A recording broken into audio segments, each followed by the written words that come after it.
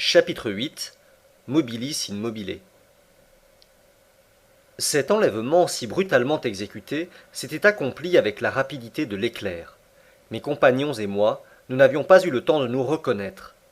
Je ne sais ce qu'ils éprouvèrent en se sentant introduits dans cette prison flottante, mais pour mon compte, un rapide frisson me glaça l'épiderme. À qui avions-nous affaire?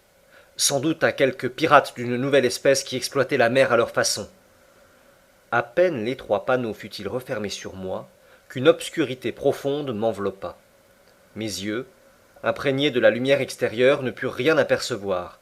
Je sentis mes pieds nus se cramponner aux échelons d'une échelle de fer. Ned Land et Conseil, vigoureusement saisis, me suivaient. Au bas de l'échelle, une porte s'ouvrit et se referma immédiatement sur nous avec un retentissement sonore.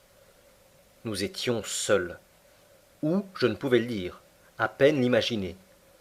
Tout était noir, mais d'un noir si absolu qu'après quelques minutes, mes yeux n'avaient encore pu saisir une de ces lueurs indéterminées qui flottent dans les plus profondes nuits.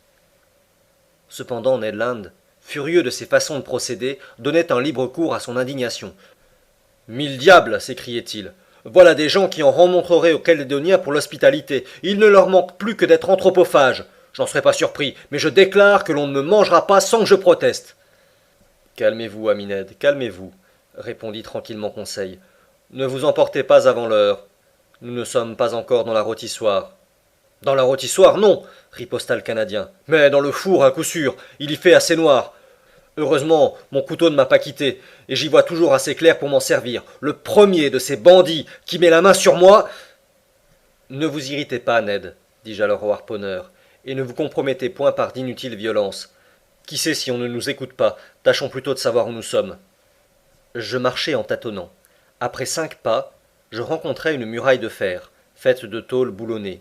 Puis, me retournant, je heurtai une table de bois, près de laquelle étaient rangés plusieurs escabeaux. Le plancher de cette prison se dissimulait sous une épaisse natte de formium qui assourdissait le bruit des pas.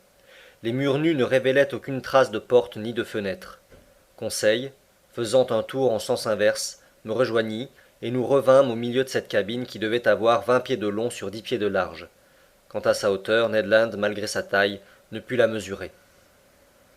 Une demi-heure s'était déjà écoulée sans que la situation se fût modifiée, quand d'une extrême obscurité nos yeux passèrent subitement à la plus violente lumière. Notre prison s'éclaira soudain, c'est-à-dire qu'elle s'emplit d'une matière lumineuse tellement vive que je ne pus d'abord en supporter l'éclat. À sa blancheur, à son intensité, je reconnus cet éclairage électrique qui produisait autour du bateau sous-marin comme un magnifique phénomène de phosphorescence. Après avoir involontairement fermé les yeux, je les rouvris, et je vis que l'agent lumineux s'échappait d'un demi-globe dépoli qui s'arrondissait à la partie supérieure de la cabine. « Enfin, on y voit clair !» s'écria Ned Land, qui, son couteau à la main, se tenait sur la défensive. « Oui, répondis-je, mais la situation n'en est pas moins obscure. »« Que monsieur prenne patience, » dit l'impassible Conseil. Le soudain éclairage de la cabine m'avait permis d'en examiner les moindres détails. Elle ne contenait que la table et les 5 escabeaux. La porte invisible devait être hermétiquement fermée. Aucun bruit n'arrivait à notre oreille. Tout semblait mort à l'intérieur de ce bateau. Marchait-il? Se maintenait-il à la surface de l'océan? S'enfonçait-il dans les profondeurs? Je ne pouvais le deviner. Cependant le globe lumineux ne s'était pas allumé sans raison. J'espérais donc que les hommes de l'équipage ne tarderaient pas à se montrer. Quand on veut oublier les gens, on n'éclaire pas les oubliettes. Je ne me trompais pas. Un bruit de verrou se fit entendre, la porte s'ouvrit, 2 hommes parurent. L'un était de petite taille, vigoureusement musclé, large d'épaules, robuste de membres, la tête forte, la chevelure abondante et noire, la moustache épaisse, le regard vif et pénétrant, et toute sa personne empreinte de cette vivacité méridionale qui caractérise en France les populations provençales. Diderot a très justement prétendu que le geste de l'homme est métaphorique, et ce petit homme en était certainement la preuve vivante. On sentait que dans son langage habituel, il devait prodiguer les prosopopées, les métonymies et les hypallages, ce que d'ailleurs je ne fus jamais à même de vérifier, car il employa toujours devant moi un idiome singulier et absolument incompréhensible. Le second inconnu mérite une description plus détaillée. Un disciple de Gratiolet ou d'Angèle eût lu sur sa physionomie à livre ouvert. Je reconnus sans hésiter ses qualités dominantes, la confiance en lui, car sa tête se dégageait noblement sur l'arc formé par la ligne de ses épaules, et ses yeux noirs regardaient avec une froide assurance. Le calme, car sa peau, pâle plutôt que colorée, annonçait la tranquillité du sang, l'énergie, que démontrait la rapide contraction de ses muscles sourciliers, le courage enfin, car sa vaste respiration dénotait une grande expansion vitale. J'ajouterais que cet homme était fier, que son regard ferme et calme semblait refléter de hautes pensées, et que de tout cet ensemble, de l'homogénéité des expressions dans les gestes du corps et du visage, suivant l'observation des physionomistes, résultait une indiscutable franchise. Je me sentis involontairement rassuré en sa présence, et j'augurais bien de notre entrevue. Ce personnage avait-il 35 ou 50 ans? Je n'aurais pu le préciser.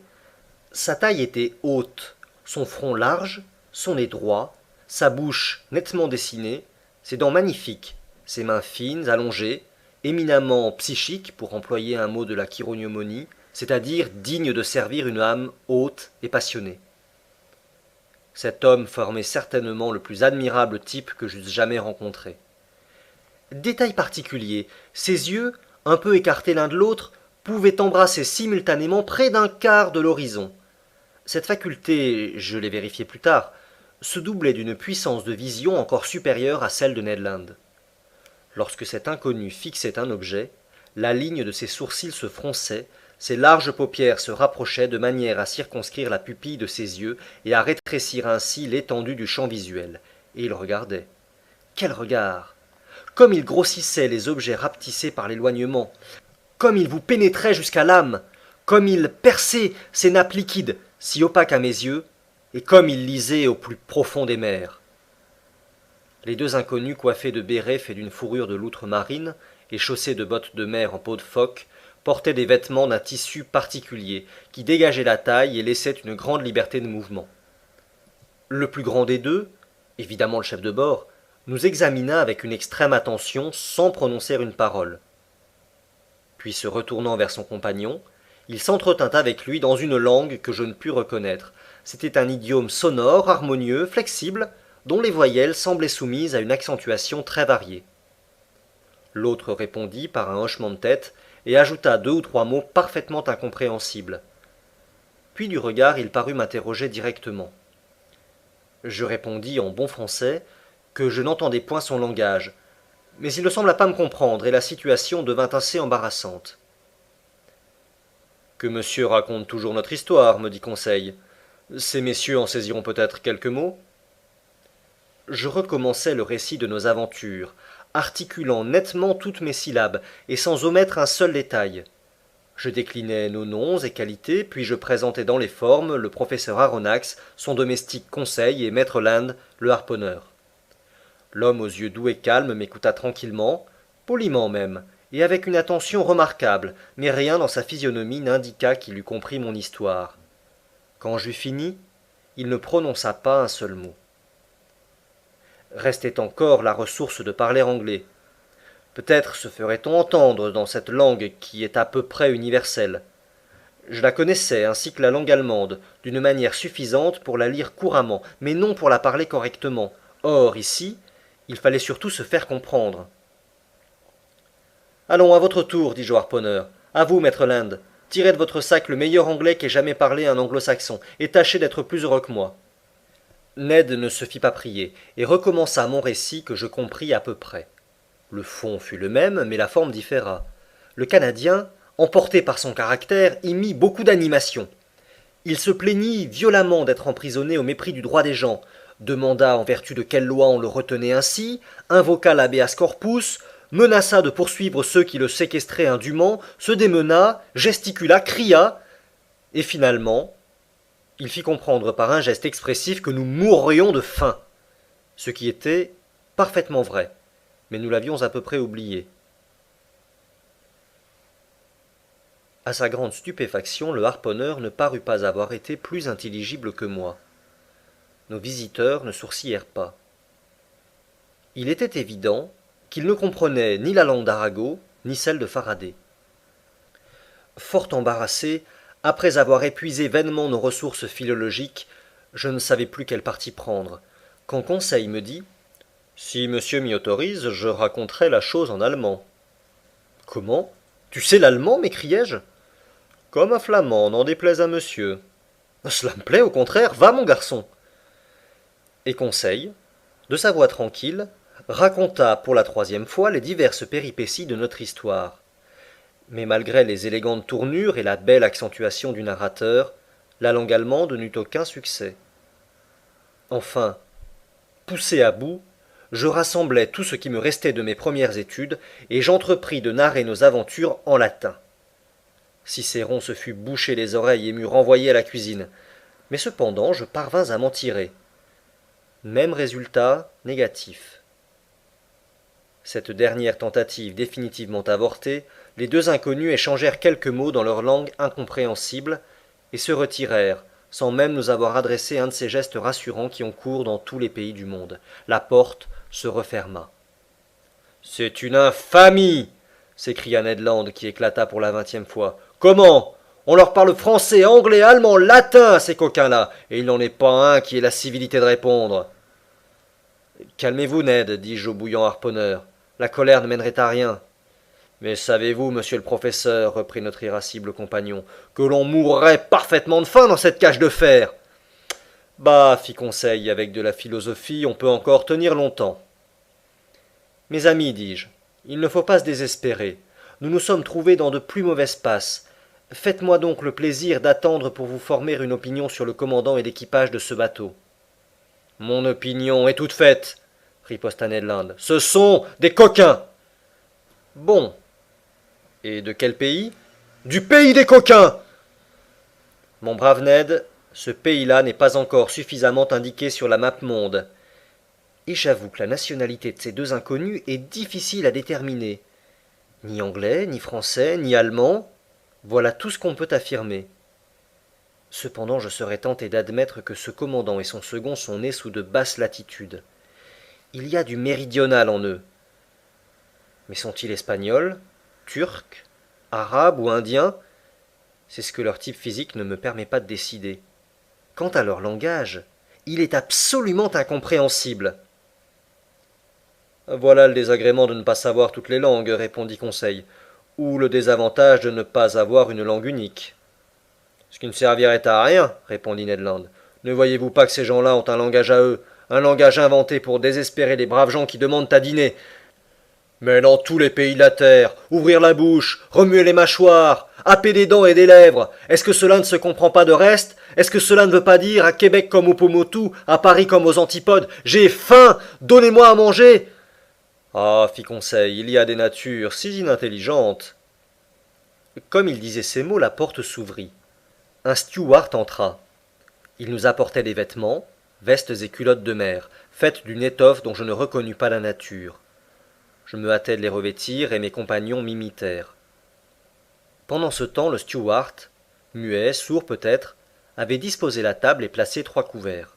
« Voilà quelque chose de sérieux, dit Conseil, et cela s'annonce bien. »« Bah, répondit le rancunier harponneur, que diable voulez-vous qu'on mange ici?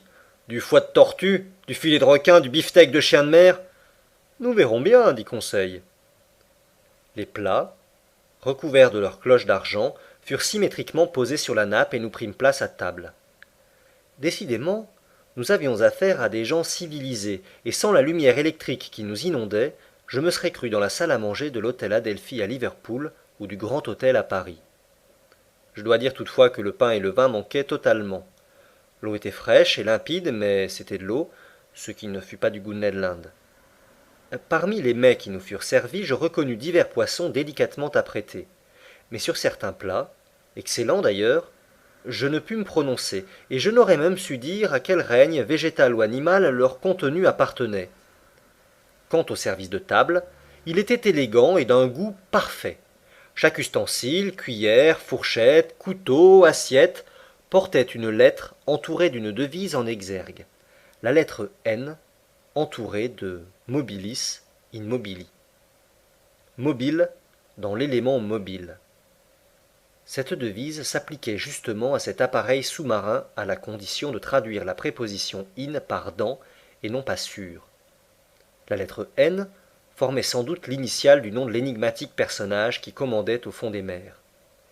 Ned et Conseil ne faisaient pas tant de réflexions, ils dévoraient, et je ne tardais pas à les imiter. J'étais, d'ailleurs, rassuré sur notre sort, et il me paraissait évident que nos hôtes ne voulaient pas nous laisser mourir d'inanition. Cependant tout finit ici-bas, tout passe, même la faim des gens qui n'ont pas mangé depuis 15 heures. Notre appétit satisfait, le besoin de sommeil se fit impérieusement sentir, réaction bien naturelle après l'interminable nuit pendant laquelle nous avions lutté contre la mort. Ma foi, je dormirai bien, fit Conseil. Et moi je dors, répondit Ned Land. Mes deux compagnons s'étendirent sur le tapis de la cabine et furent bientôt plongés dans un profond sommeil. Pour mon compte, je cédais moins facilement à ce violent besoin de dormir. Trop de pensées s'accumulaient dans mon esprit, trop de questions insolubles s'y pressaient, trop d'images tenaient mes paupières entr'ouvertes. Où étions-nous? Quelle étrange puissance nous emportait? Je sentais, ou plutôt je croyais sentir, l'appareil s'enfoncer vers les couches les plus reculées de la mer. De violents cauchemars m'obsédaient. J'entrevoyais dans ces mystérieux asiles tout un monde d'animaux inconnus, dont ce bateau sous-marin semblait être le congénère, vivant, se mouvant, formidable comme eux. Puis mon cerveau se calma. Mon imagination se fondit en une vague somnolence, et je tombai bientôt dans un morne sommeil.